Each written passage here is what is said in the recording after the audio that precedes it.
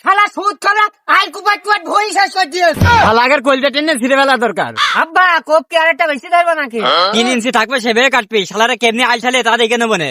আব্বা ওই শালারা আসুক সেটা বাড়ি লাল করে দেবো।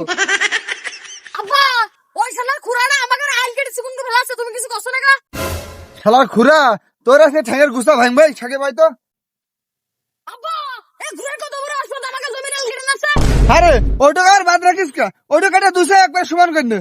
এই আমি আমার জমি আল কাটি দি, তোরা তো জ্বলছে কে? ওরে শালার খুড়া তোর সাহস কত, তুই আমার জমির আলকার তোর একদম ছিঁড়ে ফেলবো না। তোরা মারবেন আমরা হাতে চুরি পর বসে থাকবো নাকি?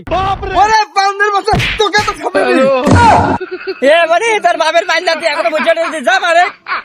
শালা সুদ কর, তোর এত বড় সাহস আমার বাপের ধরে মারলে তোর তো দেখে নি। শালা তোমার কোন বাপ আছে দেখে নিয়ে এসে দাঁত ভেঙে ফেলবো আজকে। ওরে শালার পথে বন্ধ আমার মেরে ফেল দিয়ে। এই সাকিব ছেলের উপর বাপের উপর কি করি?